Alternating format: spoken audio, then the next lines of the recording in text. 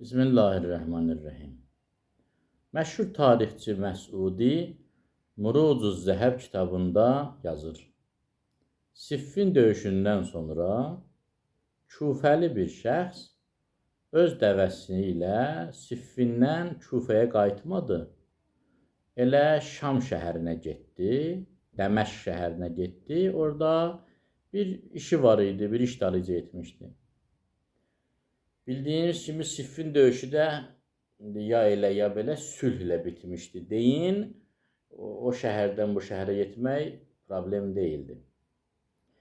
Dəməşqə girər-girməz Dəməşqli bir kişi hayhara qopardı ki, bəs bu Kufəli kişi mənim dəvəmin belində gəlib, bu dişi dəvəni Siffin döyüşündə məndən qənimət kimi götürüb, döyüş də sülhlə bitib, indi mənim dəvəmi qaytarmalıdır. Dəvənin sahibi andaman elədi ki, ay kişi, bu dəvə əvvəldən mənim evimdə, mənim həyətimdə olub. Mən heç bunu qənimət götürməmişəm, mən elə Kufədən bu dəvə ilə gəlmişəm. Dəməşqli dedi, yox ki, yox. Mühakimə üçün gəldilər Muaviyyənin hüzuruna. Muaviyyə gördü ki, mühakimə tərəflərindən biri Dəməşqlidir, digəri Kufəlidir. Yəni, iddiaçı tərəf Muaviyyənin adamlarındandır, qarşı tərəf isə Əli əleyhissalamın adamlarındandır. Ətrafına göz elədi ki, ayıq olun. Dedi, ay kişi, sənin sözün nədir? Dedi, bu dəvə mənimdir, dəvəmin belində girmişəm Dəməşq şəhərinə. Bu Dəməşqli şəxs deyir ki, bəs bu dəvə mənimdir, məndən qənimət götürmüsən, qaytar. Dedi ki, sənin nə sübutun var ki, dəvə sənindir? Kufəli dedi ki, dəvə mənim altımdadır, mən dəvənin belində gəlmişəm, necə yəni nə sübutun? Muaviyyə dedi, yox, sübut göstər. Dedi, bax, bayaqdan bu Dəməşqli kişi deyir ki, bu dişi dəvə mənimdir. Muaviyyə dedi, bəli. Dedi, amma bu dəvə erkəkdir axı.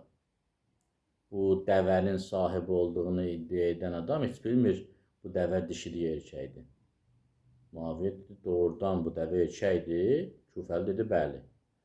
Muaviyyə üzünü tutdu ətrafa, dedi, ay buradakılar, bir baxın bu dəvəyə, görün bu dəvə erkəkdir ya dişi. 50 nəfər şəxs şahid oldu ki, şəhadət verdi, üzə durdu ki, bəs bu dəvə dişi dəvədir. Kufəli dəvənin sahibi olan şəxs daha canını qoymağa yer tapmır. Hər nə qədər çığır-bağır etdisə xeyr olmadı, Muaviyyə dəvəni verdi öz tərəfdarlarından olan Dəməşqli şəxsə. Məclis dağıldıqdan sonra Kufəliyə dedi ki, yaxın gəl. Kufəli gəldi, ağlaya-ağlaya. Muaviyyə dedi, dəvə neçəyədir? Kufəli dedi, məsələn, bu qiymətə.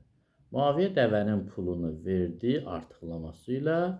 Sonra dedi, buradan get, düz Əli ibn Əbi Talibin yanına.